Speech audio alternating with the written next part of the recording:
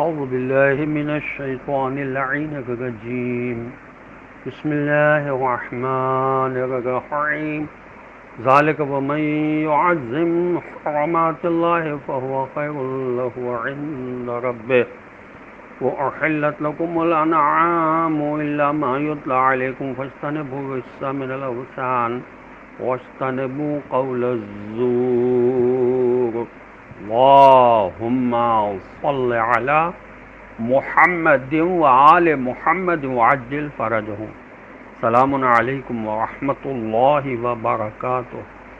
اللہ تبارک و تعالیٰ کا شکر ہے کہ سورہ حج و قرآن مجید کا 22 نمبر کا سورہ ہے، اس کی آیت نمبر 30 کی تلاوت کا شرف میں نے حاصل کیا، جس کا ترجمہ یہ ہے، بات یہ ہے کہ جو کوئی اللہ کی قائم کردہ حرمتوں کی عظمت کا پاس کرے تو اس کے رب کے نزدیک اس میں اس کی بہتری ہے، اور تم لوگوں کے لیے مویشی حلال کر دیے گئے ہیں سوائے ان کے جن کے بارے میں تمہیں بتایا جائے گا، پس تم لوگ بتوں کی پلیدی سے اجتناب کرو اور جھوٹی باتوں سے پرہیز کرو۔ ذالکہ یعنی یہ ہے مناسک حج بجا لانے کا طریقہ، وَمَن يُعَظِّمْ حُرُمَاتِ اللَّهِ، حرمات اللہ وہ امور ہے جن کے ارتکاب کو اللہ نے ممنوع قرار دیا ہے۔ ان کی تعظیم کا مطلب یہ ہے کہ ان کے ارتکاب سے اجتناب کیا جائے۔ اللہ کی طرف سے آنے والے احکام کو عظیم، ان پر عمل نہ کرنے کا مطلب یہ ہوگا کہ اس نے اسے عظیم نہیں سمجھا اور حکم خدا کی اہانت کی۔ وَأُحِلَّتْ لَكُمُ الْأَنْعَامُ، اونٹ، گائے، بھیڑ، بکریاں حلال ہیں۔ یہ سورہ مکی ہے جس میں حلیت کا حکم اور حرام چیزوں سے اجتناب کا حکم آیا۔ الا ما یتلی علیکم یعنی چوپاؤں میں سے وہ حرام ہیں جنہیں آئندہ بیان کیا جائے گا۔ آئندہ سے مراد سورہ نحل، بقرہ اور مائدہ میں نازل ہونے والے احکام ہیں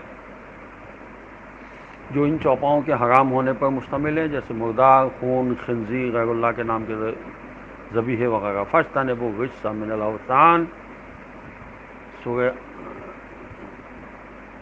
انعام اور اوثان چوپاؤں کو ذبح کرنا اور بت پرستی حج کے دنوں میں مشرکین کے بنیادی اعمال میں شامل تھی۔ چوپائے اپنے دیوتاؤں کے نام پر ذبح ہوتے تھے۔ حج میں کعبہ، صفا و مروہ اور دیگر مقامات پر بت نصب تھے، اس لیے فرمایا خاص کر حج کے دنوں میں بت پرستی سے اجتناب کرو، کیونکہ یہ بت ناپاک ہیں جو پاکیزہ عبادت کے لیے مانے ہیں۔ واجتنبوا قول الزور، جھوٹی باتوں سے پرہیز کرو، یعنی اللہ کی طرف ان باتوں کی نسبت دینا جن سے اللہ بری ہے۔ قول الزور سے بعض کے نزدیک مشرکین کی تلبیہ ہے، جس میں وہ کہتے تھے لبیک لا شریک لک الا شریکا ولک تملکہ وما ملک۔ اس میں نفی شرک کے ساتھ وجود شرک کا اقرار ہے جو باطل ہے، تاہم اس آیت کے اطلاق میں ہر باطل بات شامل ہے۔ چنانچہ حدیث میں اس آیت کے مصادیق کے بارے میں آیا ہے کہ جھوٹی گواہی اللہ کے ساتھ شرک کرنے کے برابر ہے۔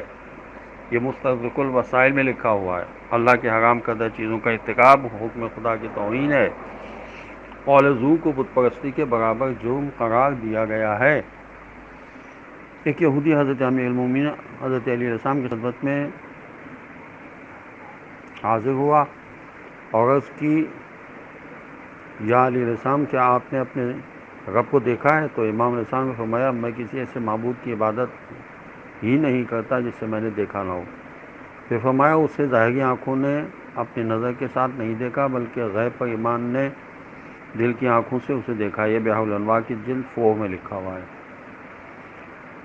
ظالب کے بارے میں ہے کہ انہوں نے حضرت امیر المومنین علی علیہ السلام سے پوچھا، یا امیر المومنین علیہ السلام کیا آپ نے اپنے رب کو دیکھا ہے؟ فرمایا، افسوس ہے ظالب، میں نے جس رب کو دیکھا نہیں اس کی عبادت کیسے کر سکتا ہوں؟ ظالب نے کہا، آپ نے اسے کیسے پایا؟ ہمیں بھی تو بتائیے۔ تو فرمایا، افسوس ہے اس پر، اسے ظاہری آنکھوں نے ان نگاہوں کے ساتھ نہیں دیکھا بلکہ ایمان کے حقائق کے ساتھ اسے دل نے دیکھا ہے۔